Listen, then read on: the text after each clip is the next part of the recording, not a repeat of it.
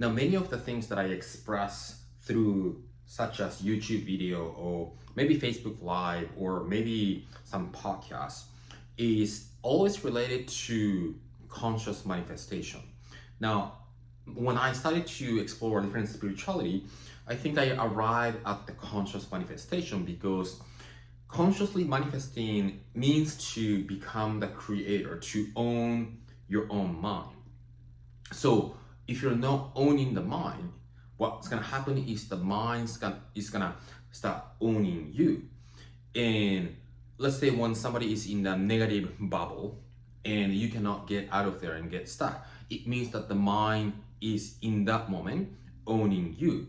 If you are somebody who is sort of having a past, present, history, memory that you might be trapped and stuck a little bit, it means that at this moment the mind is owning you. So when we go deeper into the spiritual work and self-development work, and when we begin really become curious about what this life is about to make it meaningful, I think you arrive at this exploration of conscious manifestation. It's interesting because I have many mentors in the past, and by the way, everything that I express through this different portal, it's nothing new, right? I have studied with different people, and just like anybody else, I sort of pick and choose what resonate with me, and I think I have developed and cultivated my own way of delivering and expressing it. And I was really interested in the study of consciousness, which I studied in school, and then also exploring places, different communities, having spiritual practices. And I think I always say that my role almost feel like I'm connecting dots. I've been in the health and wellness industry, I've been in a spiritual community, I've been in this mindfulness, I've been in this personal development. And I felt like for me to feel good, I needed to integrate them all to make sense for me. So I do soul work, and unless you go into the dimension of the soul, I think everything is incomplete in my opinion and understanding. But what I do is to connect the dots between different fields and to understand who we are and to accelerate and facilitate growth to create meaning in our life. That's what I do, and I feel like I'm a messenger on earth came here to guide people to remember who they are. It's a journey of remembering. So in this video, what I want to do is to explain conscious manifestation. Now, one of my teachers, Neil, used the term personal creation, which I like, because personal creation means that using your personality, identity, the vessel, the individual portal to become the creator, right? From a different angle, right? So sometimes when people explain something from a different angle, it clicks a little bit better. And Bob Proctor was somebody who I study. Bob also said this, but also if you know who Neville Goddard is, was a mentor of Wayne Dyer, and he has this book called "A Feeling Is the Secret." It's a theme book, right? And in the last chapter, or I think it's the first chapter, he talks about how the conscious mind is the male factor. It's a masculine energy, yeah? And the subconscious mind is the female factor, which is the feminine energy. So your imagination is masculine energy. Paying attention is masculine energy. Now, feeling is feminine energy. Thoughts are masculine energy. Feelings is feminine energy.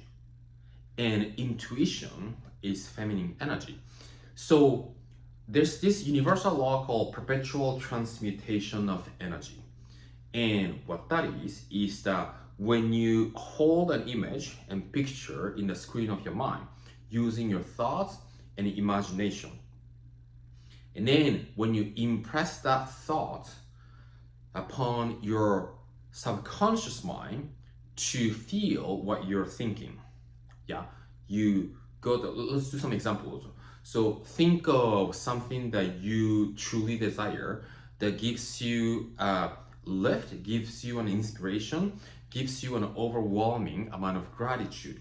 Take a moment to imagine you are already doing that, you are experiencing that using your creative imagination. You're deliberately navigating your mind to imagine what you desire.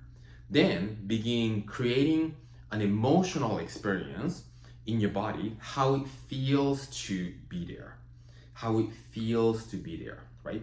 And then when you go back to this imagery of your desire, and when you impress that upon your subconscious mind, so you transfer that thought image into your feeling, emotionalizing how it feels to be there.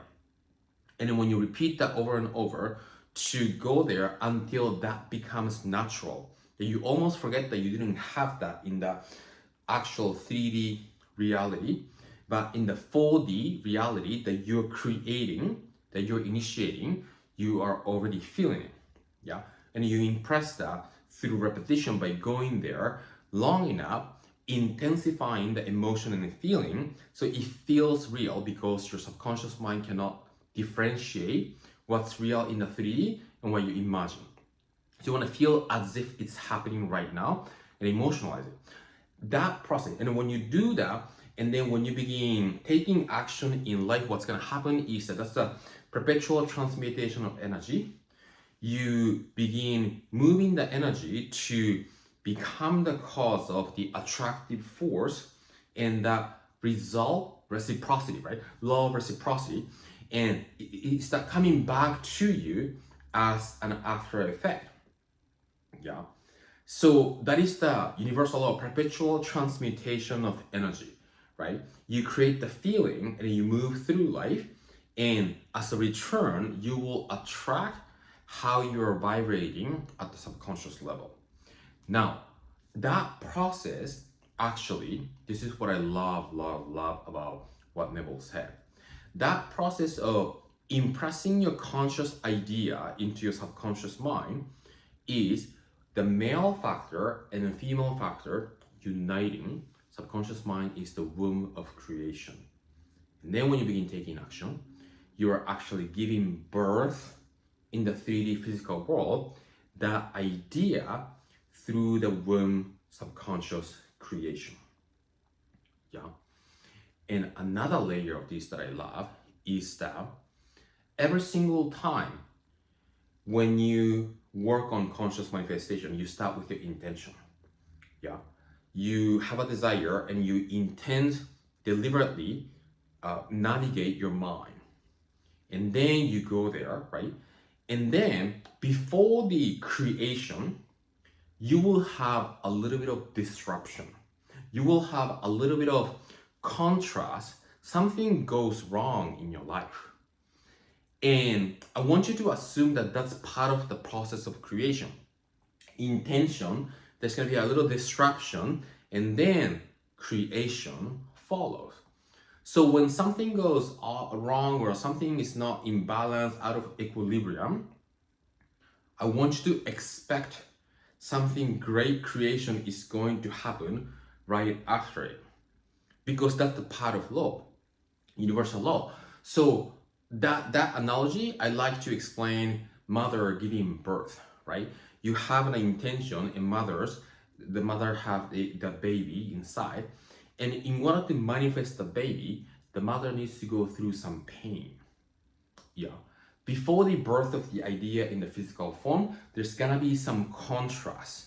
Before the pleasure, there's gonna be a little bit of pain. So if you understand that that's part of the mechanism of creation, you will meet with all the contrast or perceive challenges from a different perspective, that because now you're expecting what's going to be right after that disruption and the problem, and you will be excited going through that disruption, expecting an expansive creation. Yeah, I love this. I love the masculine and feminine energy and how that unites in giving birth, and that's part of the conversation of the personal creation and conscious manifestation. So let me know what your thoughts are on this. If you have anybody who you think that would benefit from this, feel free to share this video. And I read every comment, so please comment anything that you want, any question. I hope this was helpful, that gives you a little deeper understanding of personal creation. And I'll see you in the next video.